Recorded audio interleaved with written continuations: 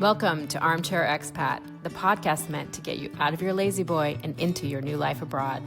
I'm Shannon Acton, founder of Bargain Homes Abroad, and I'm riding shotgun as we chase the dream of life beyond borders. Each episode, we'll hear stories from people who've left their comfort zone to explore the world. They'll share their highs, their lows, and their in-betweens, all meant to lovingly light a fire under your bum, so you can stop dreaming about it and start living it.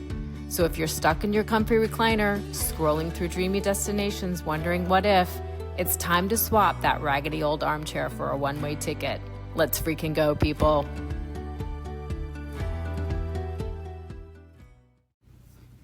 Today, we meet Dan Kidson, a Bay Area native, father, and former corporate exec who traded boardrooms for basil and bureaucracy in southern Italy. After 25 years in the grind, Dan made the bold decision to retire early and travel the world in search of something more meaningful. Now settled in the charming, small, tiny southern village of Grottole, Dan spends his days tending to his garden, making wine, and embracing a slower, more intentional rhythm of life.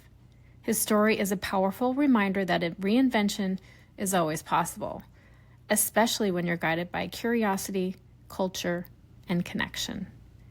In this episode, Dan shares his winding path from van life on the California coast to motorcycle adventures in Vietnam to discovering a tiny village in Basilicata that felt like a time capsule. He talks candidly about the emotional and logistical journey of early retirement abroad, from navigating Italian bureaucracy to building deep roots in a town where everyone knows him as the American. If you've been dreaming of starting over, this episode might just be the nudge you need to finally begin. Let's dive in. Real quick, before we hop into the episode with Dan, I wanted to let you know that this episode is actually sponsored. Woo!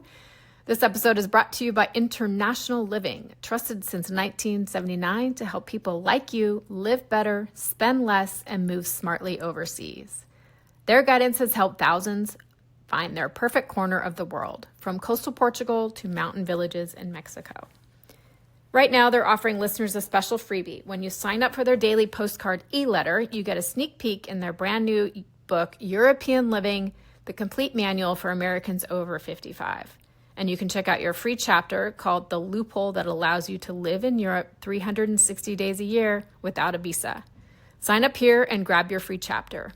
intliving.com/EU360. Big thanks to International Living for supporting the show and for inspiring so many of us to think beyond borders. And now let's dive into our conversation with Dan. Hello, Dan. Welcome to the Armchair Expat podcast. Well, thanks for having me. Yeah, I'm super excited to learn all about your story and how you ended up in Italy. So why don't you tell us a little bit about your kind of background, where you're from? Born in San Francisco, but pretty much grew up in the Bay Area. I had a job with a big corporation that had me pretty much all over the West Coast of the United States. And I did that for 25 years until I finally figured out a way out. So let's dive into your way out. Was that always in the back of your mind, I want to move abroad, or was it just kind of something that progressed as you got further into your corporate career and got kind of disillusioned? Yeah, no. Actually, in college, I traveled Europe. And, the whole Rick Steves Eurail Pass, it was 40 years ago, and that was the thing to do. And I just fell in love with travel and exploration. And that's where really I knew that's where there was a deep passion of what I wanted to do. Fast forward into my corporate life, and it's a grind, and these days with KPIs and everything else, it's the art of managing and running a business is less than just making a number. And I was really tired of it. And there was a competition that, I don't know if you remember this, and it was Airbnb had this competition when they launched their experiences to win a sabbatical in Italy. Mm-hmm. And it was do you remember that? I absolutely remember that. So, I mean, the beautiful thing about that, and I'm sure that was by design as well, is it created a picture in your mind. It's funny. It's that Italian dream. And I applied as with over 100,000 other people and didn't get it. But that sort of started to really light the fire for me. And then, I really got to thinking, in the US, it's always about work, work, work, save, save, save, right? You always have to, you're never going to have enough. We're always going to run out. You've got to save as much. But is there really much discussion about when to stop? Because we always worry about not having enough. So we keep working and we keep working. Well, when you think about living abroad, and it's in certain places, it's less expensive, then you can change that whole dynamic, right? As soon as you say my cost of living is going to be this, and oh, by the way, I can have my dream home and be in a dreamy place.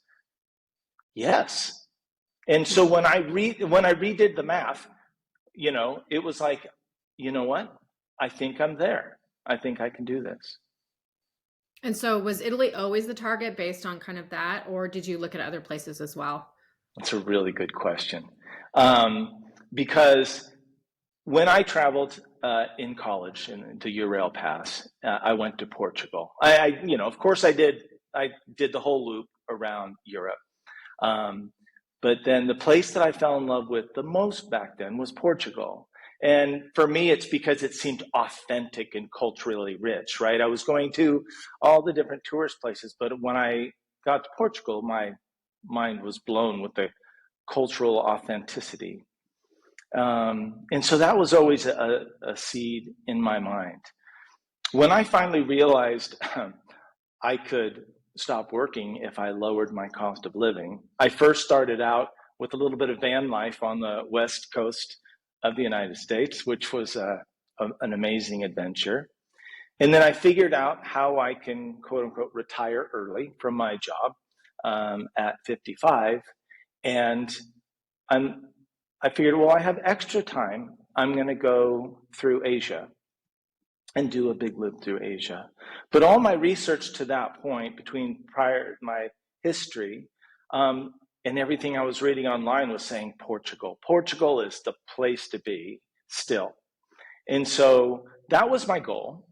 But I went through Asia and had an amazing time. I started in Thailand, went up through Laos, and then I had been hearing a lot about Vietnam, and I decided to ride a motorcycle all through Vietnam. And when I got to Hoi An, Vietnam, I was like, this is it. This is where I have this personal feeling, like when you're in a place that feels right, like you don't know until you're there. And when you're there and it just resonates for you, that's what Hoi An did for me. And so I thought, okay, I want to live here. And I did that up until COVID, but still I began to second guess myself. Because, and I think this is an important point, there's a lot of people that, I think everyone's journey is different. What's good for one person, I don't think there's any right or wrong. It's what works for you. For me, Hoi An was amazing, beautiful, culturally rich. The people were amazing.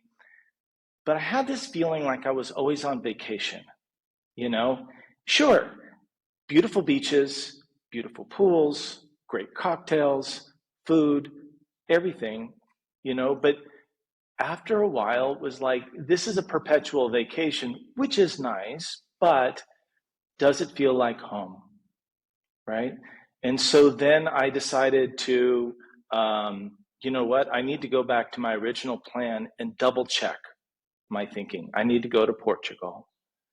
And I met a guy on this motorcycle ride that comes from Spain, and I was talking to him, and he's like, "Oh, you need to do the north and south of Spain," and so that's what I did. I rented a car and did this huge loop because now I'm going to start to look to see, to validate, or to see if there's something else that's going to resonate more. And I made a big road trip by myself. And when I got to Portugal, something was amiss. Because when I got to Lisbon, it wasn't the same Lisbon as I saw before. It was completely different. It had lost that cultural feeling that I felt. That's really important to me when I was there before. And so all my research said the Algarve is where you have to be. And I went down to the Algarve, and I was literally, and I'm a pretty positive guy, literally depressed. I literally got depressed because I saw a bunch of condos. I didn't get that cultural feeling that was important to me. Took me a day to, I'm being a little dramatic, but took me a day, and then I'm like, you know what? I'm going to continue, and I'm going to continue on and drive Italy and Sicily. And so that's what I did. I went and continued and began exploring Italy and Sicily. So how long was this road trip in total? Ooh, that's a good question. I want to say a month, maybe longer. I mean, I had all the time I wanted. I didn't have any place I needed to be, so I can just go as I wanted. And at this point, you were on a tourist visa, correct? So you were just you Yeah. were kind of limited to 90 days, but you could explore as much as you wanted in that Yeah. time period. Yeah. So tell me Exactly. when you got to Italy, what happened? So I'm a big guy for creating a Google map. And I began plotting out what I was looking for. I wanted to find something smaller, culturally rich. And so I began researching and plotting these. Now, in that plotting, I also put that little village that I applied for the sabbatical in on there as one of my stops. And so I began making my way through Italy. I started out up north, had a great run around Lake Como. I've always wanted to snowboard up in the mountains there, amazing snow. Loved it. And then continued my way south.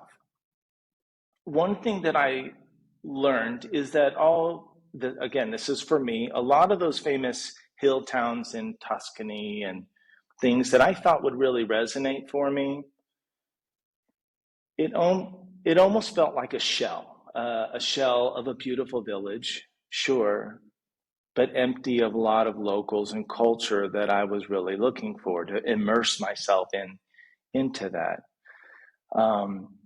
And so I kept driving, but that was certainly a big learning point for me. Is this place a tourist place? There's so many beautiful places in Italy. That's not a factor. There's a million, and there's so many homes for sale. But where is it again? Is that place that's going to feel like home, the place that's going to resonate for you? And those weren't it. So I kept going. And then I got to Grottole, and I had messaged ahead to the people that had this competition, and they were like, yeah, come on by. I was the first person to visit from this competition, aside from those that won. And I got to meet the locals, and I felt like I was in a time capsule. I swear, I felt like I don't want to tell anybody about this because it's unspoiled, right? I wanted to see the nonas on the balconies. I wanted to see the nonos in the square, and it was so rich with culture and this friendly Southern hospitality and it's beautiful, of course, and I just fell in love with it.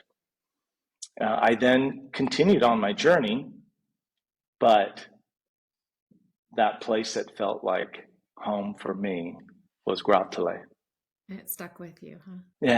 Yeah. So let's talk about you. You fell in love with the town. Yeah. You're like, this is the place I want to relocate. What were the next steps in actually making that happen? Oof, that was the big work, right? I mean, Yeah. it's getting that visa. And here's the part that can seem a little bit deceptive, at least for me, or the scary part. I believe, I could be wrong, that the elective residency visa, which is what I applied for, is generally meant for people who are retired and on a retirement pension, social security type thing. Well, I was still many years away from that. I was able to qualify because I have a vacation rental in Sonoma, California, that provides me a decent income. And it was that I used for my application and was able to qualify. Okay.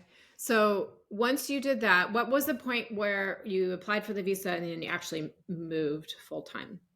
How long did that take? Oh, I want to say that I was lucky because it took a while to get the information together, right? The consulate has a pretty structured list, and I followed that list, and I created a binder that was tabbed, made it easy. And during COVID, you can send in Mm. the application, and I swear it was so fast. It was like a week, and I got it back, and it was like, Wow. it was, and it's like, it felt like years that I'd been working towards that point. Yeah. And so did you move during COVID or did you have to wait until after kind of the restrictions were No, lifted? Right? No. that's right. I had to wait. I mean, and it's kind of a scary thing. All these amazing older generation here, you certainly don't want to infect them either. Yeah. So in order to get your elective residency visa, you had to have a place lined up. Did you purchase a place or did you have a rental or how did that kind of go uh, from a Yeah, distance? it's a good and important question, because it is something that's can be a little bit difficult. Now, I was fortunate in the friendships that I made on my initial round through. I made some friends and let them know I need this, and so they had an Airbnb. And I think this is an important point to make. There's a lot of Airbnbs in Europe that are owned by locals. They have family homes or whatever. And so reaching out, many of them might rather have a long-term lease at a greatly reduced rate than having the hassle of an Airbnb. Depends, in a small village for sure. And Mm-hmm. that's what they had. And so they were like, sure. You have to have it registered. It needs to be formal. But we made an agreement for rent. I think rent was maybe 350, something like that. I know. And we made the agreement, and they registered the contract, and that's what I needed, and it worked. Okay. Okay. So tell me about the town. It's funny. It's a small village, and Italians all the time laugh at me. There was even a TV show where they were filming me, and the theme was California Dreamin', that they were doing because they thought it was so funny. Why is the guy going from California to here? But um, you know, I don't know about you, but when I was growing up, there was these grandmas and grandpas that are from they're European, and they still held that culture. And so let's take the stereotypical Italian grandma. And I just always wanted to really experience that and what they had to teach. And it's the most amazing generation, and they're all surrounding me. My mom says, Dan, have you seen the Nonas, this show on Netflix? I said, Mom, I live on the street of Nonas. It's this is what's here. I mean, they have the aprons on, the whole thing. And there's their husbands, then they have these plots of land outside of town, small places, and they're growing their vegetables. They've got fruit trees, nut trees, and it's just a beautiful life. I mean, they make their own wine. There's caves on the side of the hill that are ancient, and they make their wine in there. They grow their own grapes. It's natural wine, grow their own olives, make their own olive oil. The Frontoio is just up the road where they press everything. And it's all in community. And it's one of the things that I really learned to appreciate in living here. It's like I said earlier, there's lots of beautiful places, right? But where are you going to feel that sense of community? Because, okay, I love looking out at my view. I sure do. And I love living here. But it's when I walk up the street and people are like, hey, Dan, it's just, and you go into the shop and you're dealing with the shop owners, it's completely different experience living here that really, not to sound too corny, but fills my heart. Mm. Did that happen right away, or did it take you time to kind of immerse yourself into the community and be accepted? Or was it just kind of, from the get-go, you were welcomed? I had the benefit of being the American in town. And so it's like maybe because I'm a novelty or something like that. And of course, I think naturally it does take time for people to get to know you a bit and know that you're an okay person. But there was more curiosity. It's funny, the Italians, I remember there was a person I was talking with, and I said, I came to pursue the Italian dream. And she said, what's that? The Italians really don't know what that is. And so I'm like more of a curiosity. And there's this reciprocity with them that's really wonderful. So, no, I think it happened pretty quick. And I also think it's important for me to give back to the community. So I try to immerse myself as well. And did you speak the language before you went, or is it like full immersion, learn as you go, lots of hand signals? I am horrible with languages. I Okay, am. so am I. That's why I'm so curious about it. Yeah, I am just horrible. And I will say that it's important for me to learn the language. It is.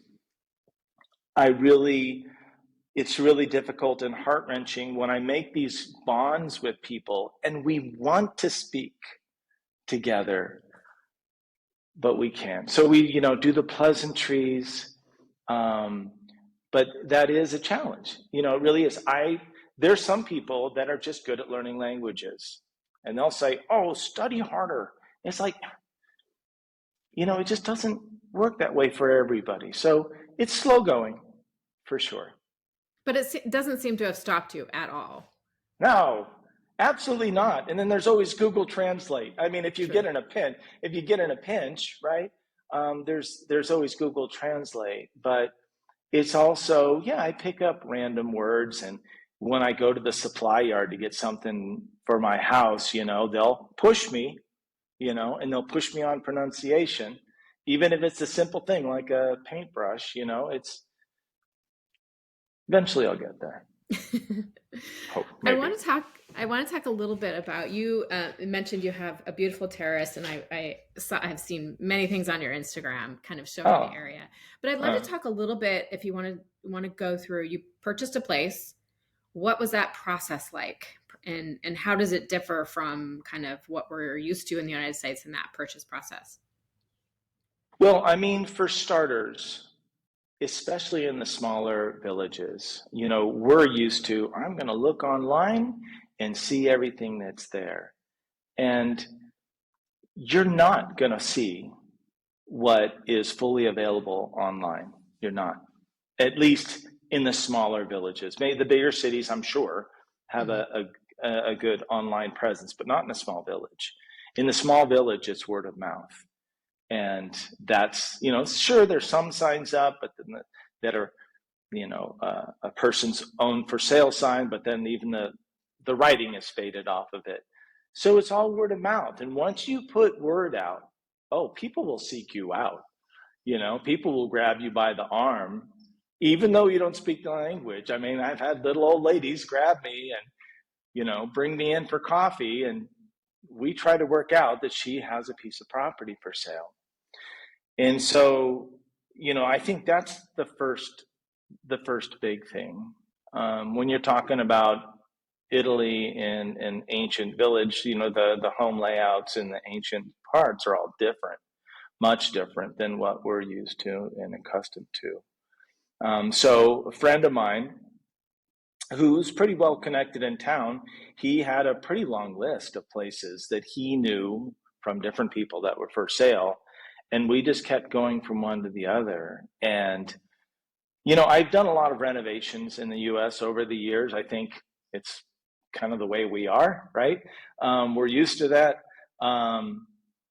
And so looking in these homes, they're, especially the ancient homes in the South, it's much different. There's a lot fewer windows, they're smaller, and you can't just blow out a wall here and there. They're really thick and they're integral to the whole construction. So that's not really something that you could do as easily as we could back in the US.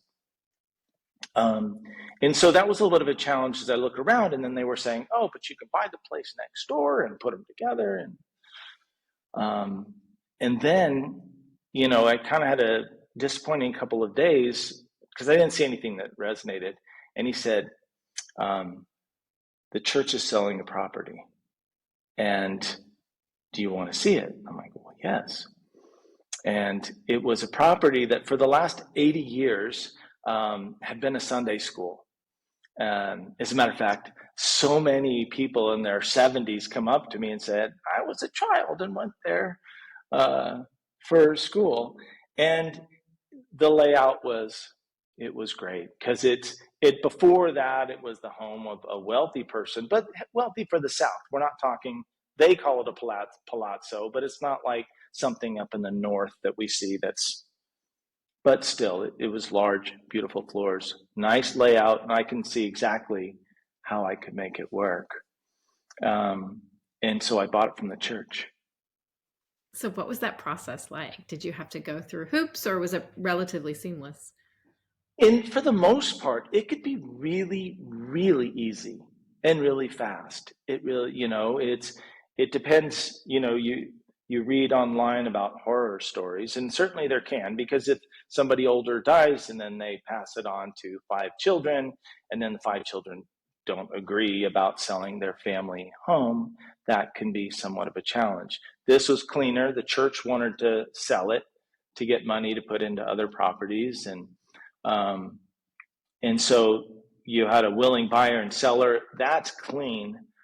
I ran into a problem where the government has the first right of refusal. If they think that there's an important piece of property that's being sold for too cheap, or something that's historically significant, they have the option to purchase first. So because when it went to the sale was proceeding, we had to get this historical department to approve that it's okay to sell. And that was when I first had my first taste of Italian bureaucracy. Oh, they're on vacation. Oh, they're getting ready to retire. Oh, and so that delayed it, I want to say almost a year. Just so A year? I know. I know. Just to get the sign off to say, yes, this is okay to sell. And so that was my big delay. That must have really been the one, because I would have lost patience after probably 4 months. I don't know. What's funny is I emailing my friend, emailing the priest here, and they're like, oh, what are you going to do? And so on one of my visits, I got in a car. I said, where is this office? And, it's because they didn't even know who to contact. And I drove like 2 hours, found this office. Turns out it's not really there, but there was a really nice guy in the South. There's so many wonderful, wonderful Italians, locals that would bend over backwards to help you. And this really nice guy had pity on me or something. And he was making phone calls. I've got this American in my office. And then he found out the phone number, email address for the person. And then I was able to help bridge the process to get it going. And the rest is history, right? No, until you get into the renovation. Yeah, I was going to say that's just that chapter. How long has this process been going on? Like when did you, from the point that you found the house and to now? It feels like 4 or 5 years. Okay. Yeah. Wow. I know, and the renovation part is, that's pretty lengthy as well. What are the challenges around renovation in comparison to the United States? Obviously, language, but finding people and length of time, I would imagine, is drawn out a little bit more. Have you had any issues with like plans or permissions or Well, something that's really, really important here in Italy, in my opinion, is to get an architect. Because an architect here in the US, it's like a big fancy thing and you're spending a lot of money and this design and blah, blah. Here, the architect or the geometra works like a general contractor in the US. So yes, they do the design things. Yes, they do the permitting things, but they also oversee the tradespeople. And that's a really important part. So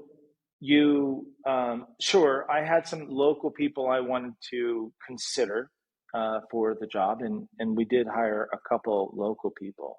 But then she also has the people she's worked with and she feels comfortable with. And mind you, I had brought on and fired an architect and then brought on and let another geometra go. So she was the third person that I ended up working with, but I loved her and now realize and actually try to help others understand the importance of the architect. The thing that's different here, like back in the States, I'm not everywhere in the States. I'm from the West, or we're from the West, and most is sheetrock and 2x4s. And I've done plenty of renovations myself, and I'm good at most of that stuff. Here, these walls are literally made of rocks from around that they gathered around the landscape, literally. The walls are extremely thick, and so you have what's called a muratore or a bricklayer that's adept at working with brick and mortar and all that stuff. The roof alone took like 4 months to do because you're taking off all the old tile, and it was quite a process. So it takes longer in some ways because it's not as straightforward as the US. The floors were a little bit rippled, and so they had to take out all of the tile, and then it had the mortar bed that over the years it deteriorated. Below that mortar bed, I'm on the second floor here, and below that mortar bed is all dirt because underneath that, in the beautiful high ceilings of the homes below me are all filled in with dirt here to level it out, and then a mortar bed. Wow. Well, I know. It could be advantageous because then you can run the electric and the plumbing underneath. I learned a lot along the way. But there's only so much I can do, right? I mean, it's funny, a lot of their ways are working older. Like, all right, I can't really do all the brick and mortar stuff, and I don't like electrical or plumbing. I'm like, well, I can paint, that I can do. And they don't use airlifts. They roll everything. I mean, it's so many things. They just do things and all, they roll everything. Well, I just went and I bought an airless sprayer and did it myself. Now everybody's knocking on your door asking to borrow your airless No. sprayer. They like it the old way. Nothing changes here fast. Nothing changes here fast. Yeah. That's too funny. So cost comparison, and you don't have to share exact numbers, but when it comes to purchasing property versus kind of in the United States and kind of a general renovation budget, did it kind of equate since there was so much tradespeople involved and, other people, architectures, geometras? Did it still end up being a little bit cheaper, or how did that kind of compare? This is a great question because this is something that I sort of preach all the time. Like, people will see online and they'll be like, wow, I can get this house. Look at this beautiful, beautiful location. It's all fallen down, but I can get it for 100,000. Or even the people that are saying, I can get a €1 home. And it's like, it's not, it's a whole other story. We can talk about that too. No. It's not about the acquisition cost, right? It's about the end cost. So don't look at, oh, I can get it for this price. It really needs to be, by the end, it needs to be this. I came here thinking, oh, I want to be 45,000 all in. I'm just going to get something small, you know, a little village, blah, blah, blah. Well, then when I found this big place, it was just amazing. I'm like, well, I could do it. I mean, and so I did that. But I guess a quick point I want to make is there is an argument to be made for somebody that's not into the renovation process to find something finished and livable, and you will be dollars way ahead, right? In my village, you can buy something newly renovated, maybe a 1 bedroom for 45,000. Now, I ended up buying one of the nicer places in town. By nicer, I mean its location and the general condition of it. And I thought, based on my experience, oh, a little bit of lipstick and hairspray, and it'll look pretty again. And it wasn't that easy. Now I paid. If you want numbers, I'll tell you numbers. If you're open to sharing, I mean, that is so helpful for people to get to wrap their head around it. I bought it for 90,000 euro. And then, the estimates, I got in some different estimates and they varied greatly. And that's, again, where it really helps having the architect. The price that I paid, I think, for electrical and plumbing was a really, really good price. And I don't know if it's just luck or kind of the way it was, but I was very happy with that. All new electrical and plumbing, and it's 250 square meters is the place. So it's a decent size. And that was, I think, 25,000. So that wasn't bad, but it was the bricklayer, because it takes so long to do that stuff, and it's just really deceptive what the renovations will be. So the bill kept kind of running up, but it then became less of, I'm just going to have something for a low price, to, all right, I'm just going to build something I love. And it's not exactly, selling real estate in the South, or at least in certain parts. Puglia is pretty hot right now, but where I'm at, Basilicata, I'm out in the middle of the country. Sure, it looks like California around me, but there's not a lot of people coming here. So it's not like I'm going to flip this house, or, I'm in an investment. No, it's an investment in me, something that I love. And so I went ahead and spent the money.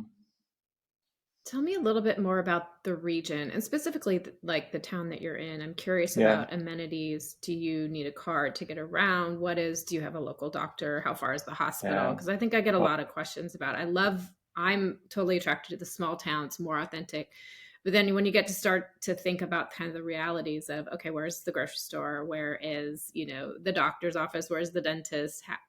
Tell me how it is around you.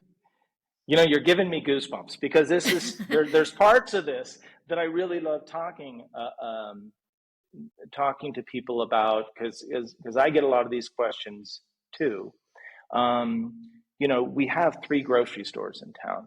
The one that I go to is 2 aisles of about anything that you would need, and the most wonderful people. The owner works the front counter, her and her husband.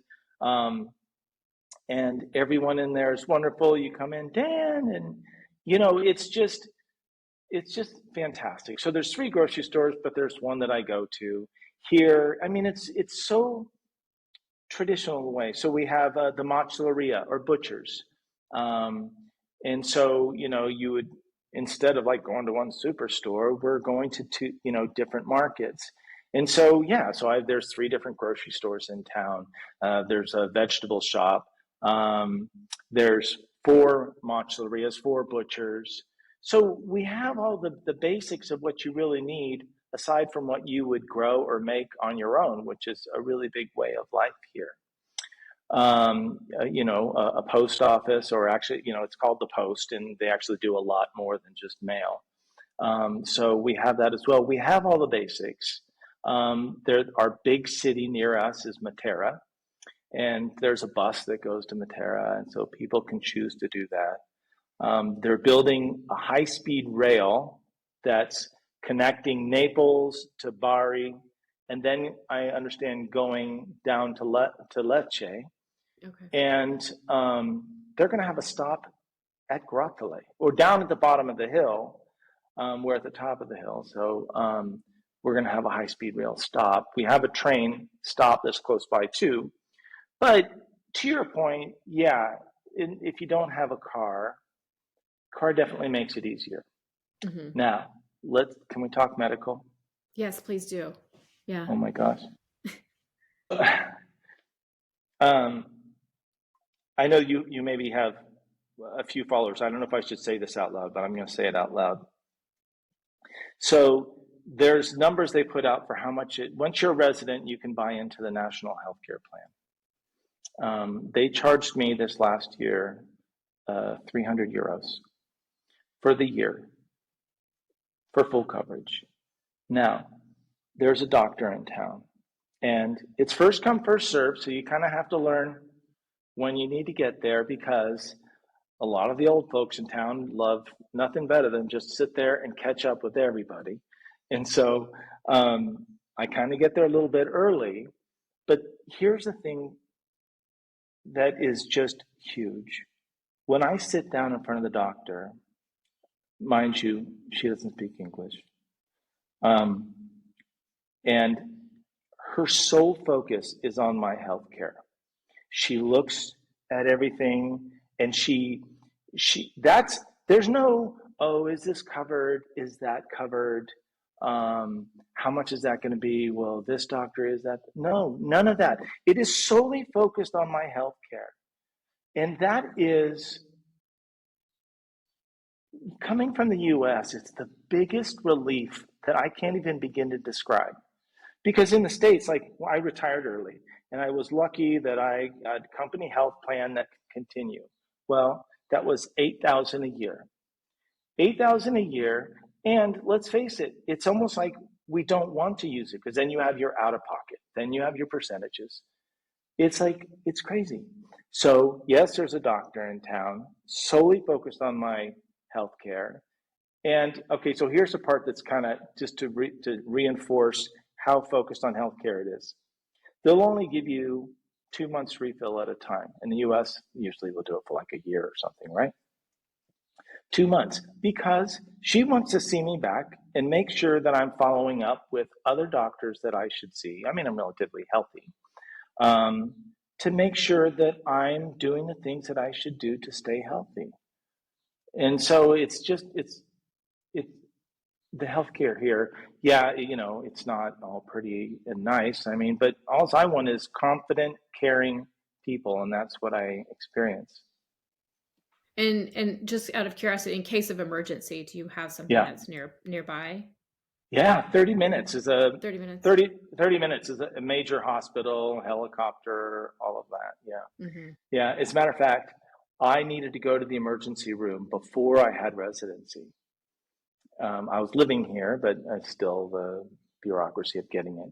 And I had to go to the emergency room. And when I got in and they did different testing, this and that, they said, okay, here's what we think it is, blah, blah, blah. We're going to need a prescription. And I said, okay, well, where do I pay? And they're like, no, you don't pay. We don't have a way for you to pay. I mean, yeah, no, seriously. I mean, but anyway, yeah, the hospital and emergency room is 30 minutes away. Tell me about the climate then. Does it get super hot? Does it get cold? Is it mild? What's it like there? No, it's not. I wouldn't, it gets hot and cold. Okay. Climate change is real. And I can see it. We've had some real adverse situations with the fruits and the wine, and I mean, the grapes that grow. And so, the summers have been getting pretty hot. Winters can get cold. Um, but, I'd have to say from Northern California, I get used to it there too, right? At least um, being a little bit more inland. I mean, it gets hot all during the summer. So pretty similar, I would say, to Northern California. Okay. And day-to-day life and expenses, how do they differ from, well, one of the most expensive places in the United States, but in general in the United States, what does your cost of living look like? Oh, um, much less. I mean, much less. I mean, going out to eat is going to be 30% of what it is in the U.S. No tipping. Um, Going out for coffee, I mean, it's for an espresso, it's €1. Um, it's just all those things are much less. Um, a lot of the shopping, everything is kind of fresh and local, and so the prices are reasonable with that. So I don't feel like I spend a lot of on groceries. We cook a lot more at home, but going out is not a huge stretch like it is in California. And going out for drinks is a fraction. The Where I'm at in Basilicata, the natural gas is subsidized, so my natural gas bill is low here. I don't know. Maybe it's like a 10-year program, and maybe they'll continue it. I don't know, but anyway, the gas bill's low. I just paid my home insurance, not insurance. I'm sorry, my home taxes. You don't have property tax on your primary residency. Okay. Yeah, none.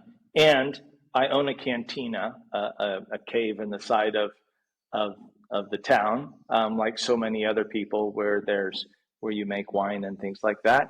And you're allowed to have one storage area that doesn't have taxes either. So the property taxes are very reasonable as well. Yeah. Well, that's good to know if you're a resident, then it's a different than having a second home or something like that. So yeah, second home can be a little bit more. Plus, in the south, there's also another tax incentive in the small villages where you can, if you have what, if you qualify, 7% income tax for the first 9 years. Actually, Hmm. they say it's 10, but it ends up being 9. Yeah. Did you qualify for that? Is that something is it difficult to do? Like, is there a lot of paperwork? I'm just curious because I hear a lot about it and Uh-huh. I'm trying to learn a little bit more and how it Yeah. works. And I've heard So good and bad. you need to have retirement income. Now, fortunately, because I retired early from my job, I do have a small amount that I get that's quote unquote retirement income. And so qualified, because I am on, um, I do have that income. No, the commercialista, or is the tax accountant, he did it for me. And you have to apply your first year of your residency. You need to apply for it, and so he handled all of it for me. It was easy, Yeah. Okay. very easy. And that typically in the South. I know there's a few places in Lazio that kind of qualify that are technically Mm, considered central. And is it villages under 20,000 yeah, inhabitants? yeah, Okay. yeah. Okay. Which there's plenty. And how many inhabitants do you have in your town? I don't know. It might be a few thousand people. Okay. I'm Yeah, just curious. it's pretty small. Okay. It's a, Um, it's a one-way street town. but you have everything you need, so that's That's what right. matters, right? Yeah, for sure. Is there anything you miss about being in the United States? Miss my kids. Miss my Mm, mom. Fortunately, there's FaceTime, and the kids are all about texting or giving me honest feedback. Um, no, no, I don't. Aside from my family, I have no desire to go back. I Maybe for tacos and guacamole. I mean, but aside from that, no, it's the lifestyle is so different. I mean, the amount of time in California that you spend in traffic, spend going to the store, or the way the lifestyle is about consumeristic lifestyle that, we just shop and this is our entertainment, you know. It's a completely different lifestyle back there, and I didn't see it until I came here. And if you think about, if you didn't have all of that, the traffic and all this shopping for different things that people do, how much time you can then recover, especially when you really want to enjoy life to its fullest, how much time you can recover to do what it is that you really want to do. You know, it's just a completely different way of living here that it's a beautiful life. It really is. How long did it take you? I mean, I hear that and I dream of that, but I Yeah. also am realistic and know that what do you do with all that time? You know what I mean? Like it's a very big, it's culture shock, right? It's a shock to the system to have all that time in your hands and go, okay, now what? Now what do I do? Do you ever find yourself bored or what at I I'm first? I'm horrible with that. Like I don't want to sit and watch TV. I mean that's the US lifestyle of staying harbored up in your house. And I can tend to do that a little bit, right? Um but getting I love photography. I love having a land that I work on the outside of town.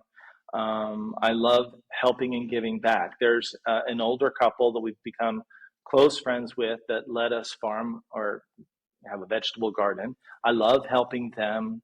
They're a little bit older, and so helping them with different things. Even though I'm in a village that it's very traditional and doesn't, there's not a lot of people that speak English. There's a lot of people that want to.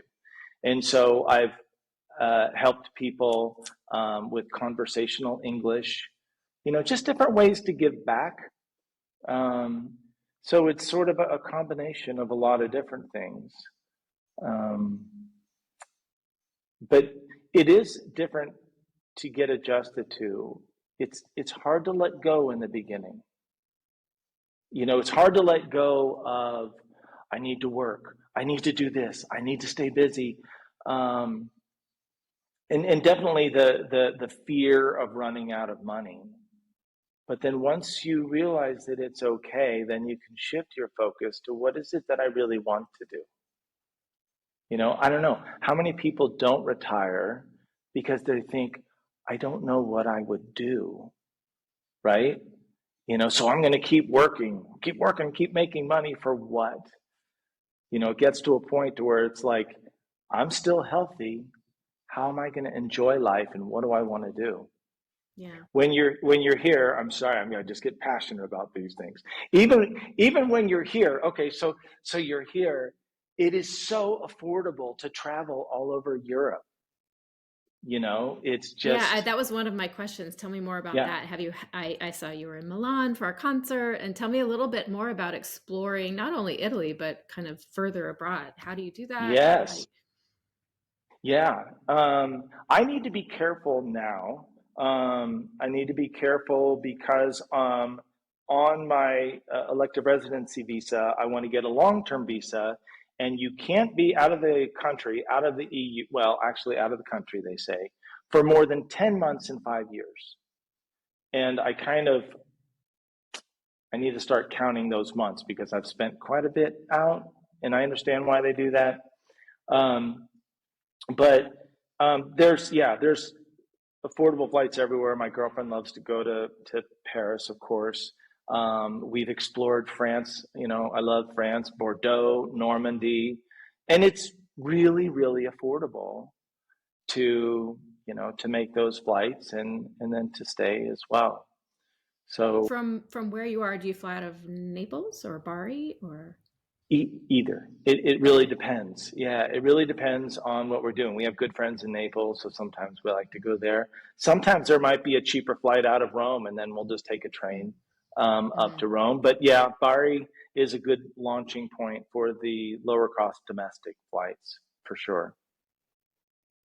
Mm-hmm. Is there anything you want to say to the person who is considering a move? Not necessarily to Italy, but abroad in general, and how it will change their life, or what advice do you have for them? All right, you ready? Yes. You're speaking to me.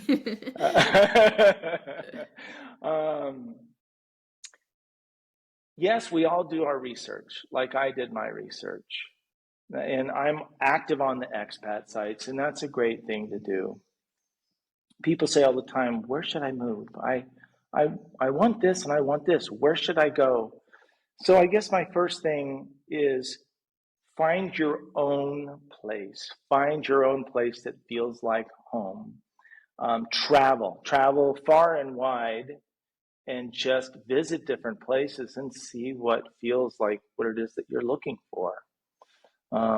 Be careful. I would guess, is it vacation or is it someplace that I want to live this holistic life? So that's a big passionate point of mine. And I guess the other thing would be, don't wait. Don't wait. I have friends back at home that are very successful. I'm happy for them. And some people want to keep working. Who am I to say, fine, if that's your joy in life, do. But for the days that we have left, what do you want to do? So I would encourage people, you can retire younger by going abroad where the cost is less. With your financial advisor, they have what's called the Monte Carlo, which would throw projections for how long your money will last. And if it goes like this at the end, I don't know, for me, that's a problem. Mine did. And I said, no, I want it to go like this, because, we should enjoy what we have. And so I just hope people, I love what you do. I love watching your page and the things that you advocate for to help people realize that. And so I hope that people really do take it up and actually do it. I think that's a great place to kind of wrap up the conversation. So if anybody wants to get in touch with you, where can they find you? I think let's just share your Instagram, because that's, it's so inspirational. It's so full of heart and realness. And, you're just like, hey, you're here to share. And I love that. You're not trying to convince anyone. It's more about you're staying curious and you're just showing, and you have no ulterior motive, which is great. So where can they find you? Yeah, no, my Instagram is a great place, because that is, just where I want to share what everyday life is about, or my life anyway, is like here, between the garden and every goofy little thing. And so, yeah, my Instagram is _curious _Dan. Great. Well, thank you so much for joining me today. I've loved this conversation. Your passion comes through, your love and vitality comes through for life and Italy in general. So it's been really inspiring for me, and I know it's going to be very inspiring for a lot of people that listen to this too. Thank you so much. It's really been a real joy chatting with you about it, and looking forward to you coming over here and hopefully joining me on my rooftop terrace. Hey, I just got chills, so let's make it happen. All right. And that's it for today's episode. Thanks for listening and spending some time with us. I hope you enjoyed the conversation. Make sure to follow the show and leave a review. It will really help others find us. And if you're dreaming about a life abroad or already living it, I'd love to hear from you.